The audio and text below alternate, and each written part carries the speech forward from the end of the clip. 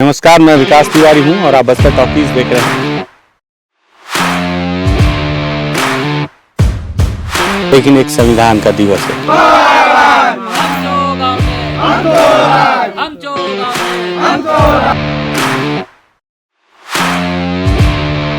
हम हमारे गांव में हमारा राज, मावा नाटे मावा राज।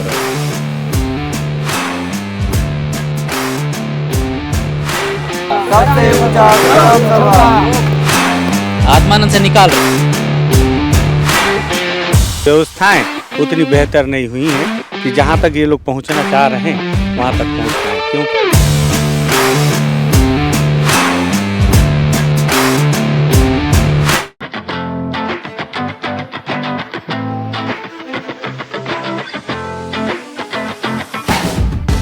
हमारे देश की एक खासियत है कि जिस चीज़ों को हम माने या ना माने, लेकिन उनको मानने के लिए एक विशेष दिन का निर्धारण कर दिया जाता है। जैसे फादर्स डे, आप पिता की सेवा करें या ना करें, लेकिन एक फादर्स डे होगा। आप माता की सेवा करें या ना करें, लेकिन मदर्स डे मनाया जाएगा। उसी तरह से हमारे देश में आप संविधान को माने या ना माने, लेकिन एक संविधान का दिवस है। वो दिवस आज ही है। इस वक्त मैं बस्तर ज़िले के डिलमिली गाँव में हूँ और आप मेरे पीछे डिलमिली का इलाका है, बुरुंगपाल गांव है। हाँ, मेरे से गलती हो गया। तो इस गांव में हूँ मैं। मुझे लगा था डिलमिली की तरफ आया हूँ तो मुंह से डिलमिली निकल गया। बुरुंगपाल गांव है। गांव वाले नाराज़ हो रहे हैं कि मैं दूसरे गांव का नाम ले लिया, क्षमा चाहता हूँ। खैर, मेरे पीछे धान का कूपा देख रहे हैं और यहाँ पर जो है धान मिंडाई का काम किया जाता है और एक ग्रामीण का घर है। और यहाँ सबसे ख़ास बात है कि एक दीवार है जिसमें कुछ लिखा हुआ है जो बहुत महत्वपूर्ण है हर पढ़ने वाले, समझने वाले और इसे मानने वाले के लिए। तो इसकी क्या कहानी है और क्या पूरा मामला है, इस पर बातचीत करते हैं। नमस्कार, मैं विकास तिवारी हूं और आप बस्तर टॉकीज़ देख रहे हैं। दरअसल यहाँ पे लिखा हुआ है सबसे ऊंची ग्राम सभा। भारतीय संविधान में अनुसूचित क्षेत्रों के लिए ग्राम सभा की शक्तियाँ 24/12/1996 से प्रभावी, सर्वशक्ति संपन्नता। ग्राम सभा जन साधारण की परंपरा और रीति रिवाजों, सांस्कृतिक पहचान, समुदाय संपदा और विवाद निपटाने की परंपरागत रीतियों के संरक्षण और उनको बनाए रखने के लिए सक्षम होगी। इसके कुछ खास प्रावधान हैं। ये पूरे प्रावधान यहाँ पर लिखे हुए हैं। वो प्रावधान मैं आपको पढ़ के बता देता हूँ, फिर यहाँ पे आज क्या हुआ वो भी बताऊँगा, क्यों हुआ वो भी बताऊँगा। यहाँ लिखा हुआ है, सबसे पहला बिंदु है सामाजिक, जिसमें लिखा है मद्य निषेध, मादक पदार्थों की बिक्री और उपयोग पर बंदिश या नियमन। दूसरा है जमीन की रक्षा, बेजा कब्जों की रोकथाम और कानूनी ढंग से खोई जमीन की वापसी। तीसरा है भू अर्जन, जमीन लेने से पहले सलाह लेना अनिवार्य होगा। तीसरा लघु वनोपज, जिसमें पूरी मालिकी होगी। पांचवा जल के साधन, जिस पे लिखा हुआ है छोटे जल संसाधनों का आयोजन और प्रबंधन। छठवां है गौण खनिज, जिसमें क है कि सर्वे वगैरह के पहले अनुमति लेना होगा और ख है उत्खनन पट्टा देने से पहले सिफारिश की। सातवां गांव के बाजार, जिस पे लिखा हुआ है प्रबंध का बाजार, नीलामी से उत्खनन के मामलों में कोई रियायत देने से पहले सिफारिश। आठवां कर्ज का लेन देन, आदिवासियों से कर्ज लेन देन पर पूरा नियंत्रण। नौवां विकास, जिसमें क में लिखा हुआ है कि गांव की सभी योजनाओं और कार्यक्रमों के पहले अनुमोदन अनिवार्य होंगे। ख है कि लाभार्थियों की पहचान और चयन का पूरा अधिकार होगा। ग है विस्थापितों के पुनर्वास के पहले सलाह लेना अनिवार्य हो। 10वां बिंदु है वित्तीय का, जिसमें लिखा हुआ है क में कि स्थानीय योजनाओं के लिए आने वाली सभी राशियों पर पूरा नियंत्रण हो। ख है कि गांव में हर तरह के खर्चे का प्रमाण पत्र देना होगा। 11वां बिंदु है संस्था और कार्यकर्ता, सामाजिक सेक्टरों से संबंध सभी पर पूरा नियंत्रण।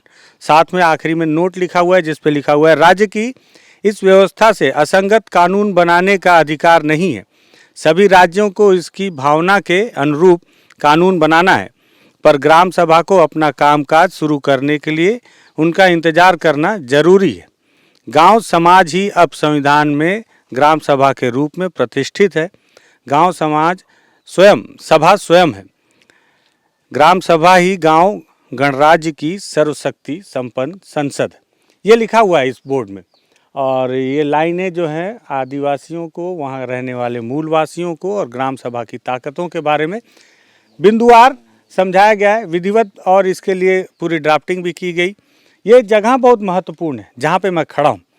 आपको याद होगा बीते दिनों छत्तीसगढ़ के मुख्यमंत्री भूपेश बघेल एक मुद्दे पर बहुत ज़ोर से बोल रहे थे, जिस पर उन्होंने कहा कि हमने बस मतलब हमारे क्षेत्र के आदिवासियों के लिए जो पेशा कानून लागू किए गए हैं उसे और भी ज़्यादा मजबूत किया है।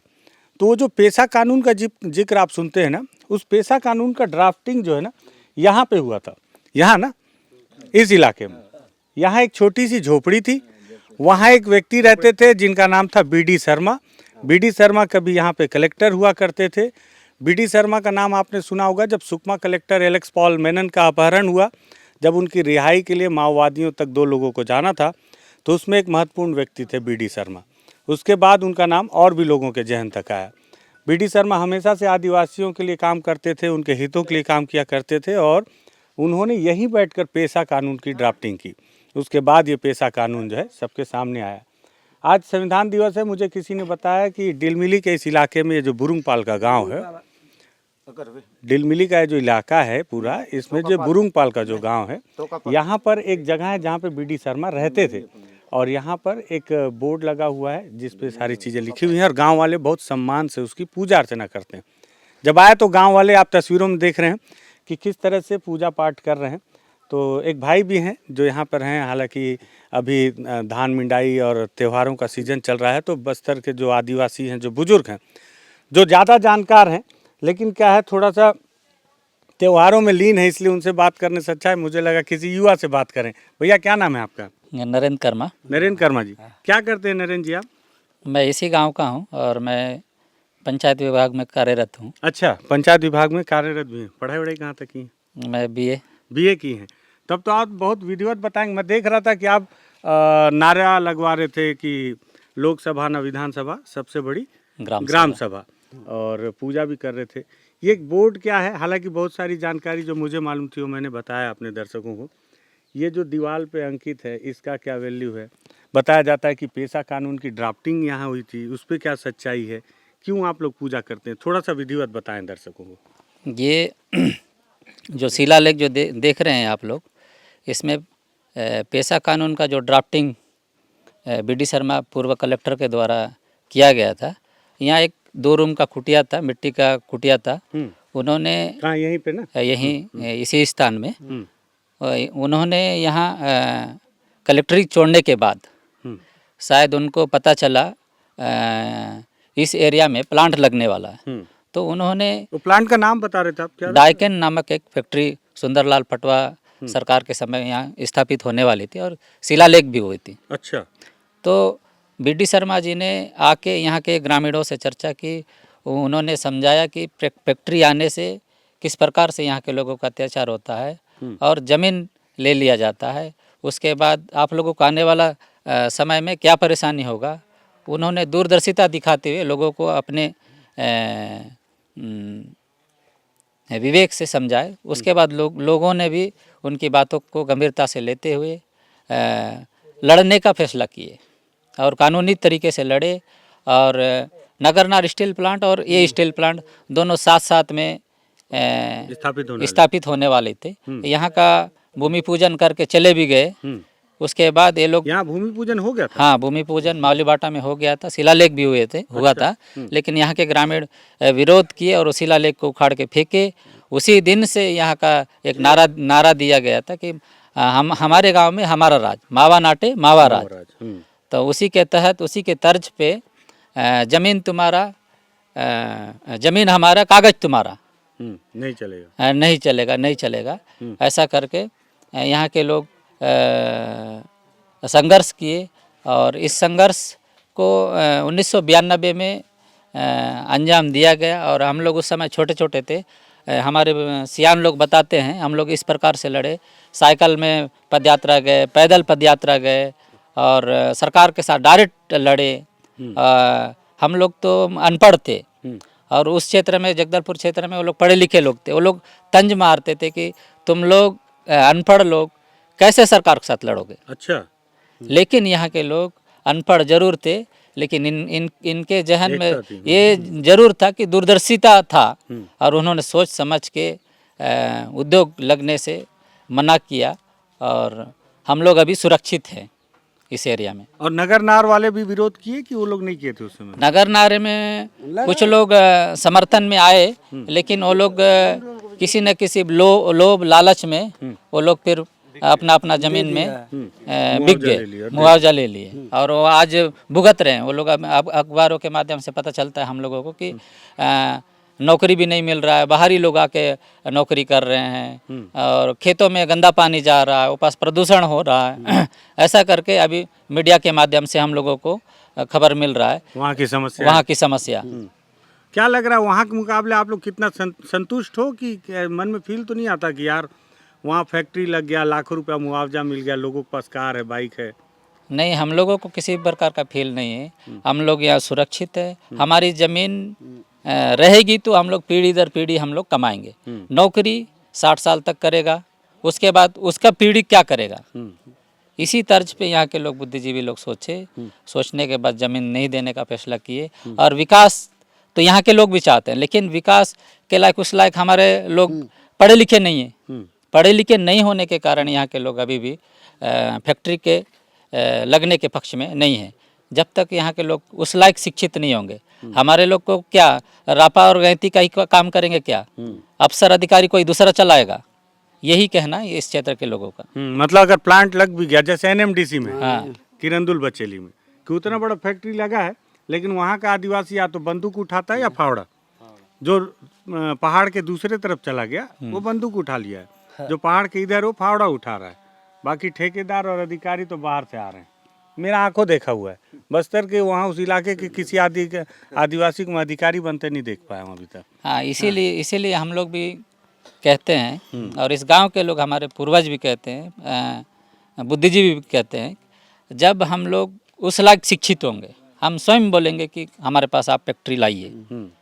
हम शिक्षा की तरफ बढ़ रहे हैं कि नहीं यहाँ के युवा? नहीं बढ़ रहे हैं धीरे धीरे, लेकिन उस लायक शिक्षा अभी प्राप्त नहीं हुआ है। हाईटेक शिक्षा हमको चाहिए, जैसे वहाँ मैनेजर है, इंजीनियर है, तो ये सब पद होते हैं। उन पदों में कोई दूसरा रहेगा।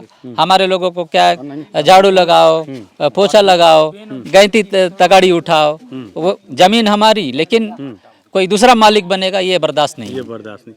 तो अभी आप लोग पूजा पाठ कर रहे थे, ये हर साल करते हो? कितना इसके ऊपर आस्था है आप लोगों का? ये संविधान दिवस के उपलक्ष्य में हम लोग हर साल पूजा सेवा अर्जी करते हैं, क्योंकि इसी के बलबूते इसमें सामान्य लग जरूर रहा है, लेकिन उनमें जो पॉइंट लिखा गया है उन पॉइंटों के माध्यम से, उन धाराओं के माध्यम से कई प्रकार का लड़ाई लड़े।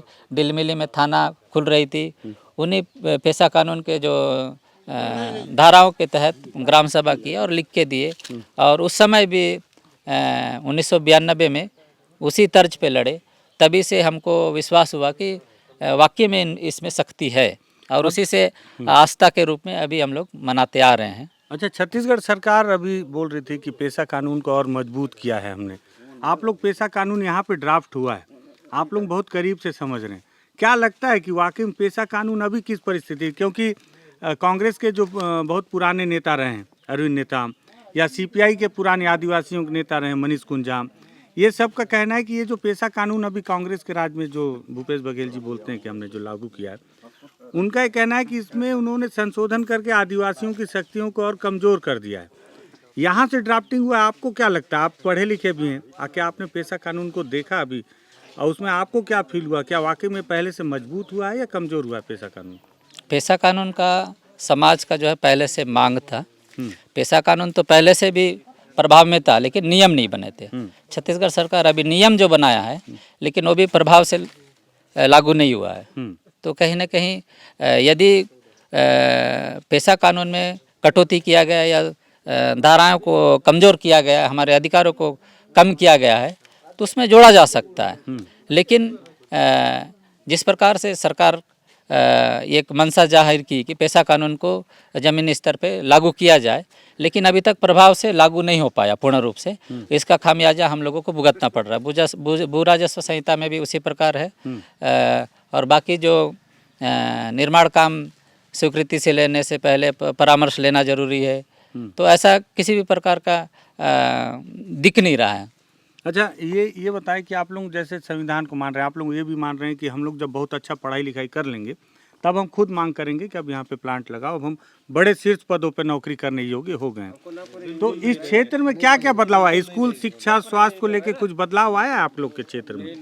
नहीं, शिक्षा के क्षेत्र में अभी भी हम लोग शिक्षा के क्षेत्र में अभी भी हम लोग बहुत पीछे हैं। अगर यहाँ पे अभी भी खोजेंगे उस जमाने के बाद, अभी भी यहाँ मुश्किल से 3-4 लोग ही हैं शिक्षित, और वो लोग टीचर है ऐसा करके हैं। अब उस समय से हम लोग यहाँ पे हैं, लेकिन अभी तक कोई पढ़े लिखे निकल कर नहीं आ पाए। ना ITI किए हैं, ना टीचर है, ना प्यून है।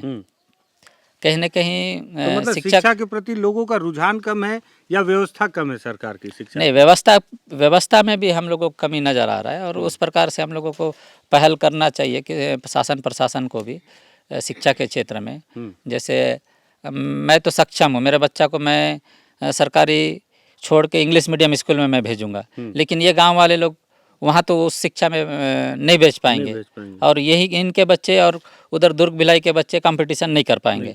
और उसी तर्ज पे हम लोग मांग भी कर रहे थे कि स्थानीय स्तर पर स्थानीय आरक्षण मिलना चाहिए। अच्छा, आत्मानंद खुला क्या है स्कूल? हाँ, आत्मानंद खुल गया है। तो उसमें बच्चे लोग गांव के जा रहे हैं? हाँ, जा रहे हैं।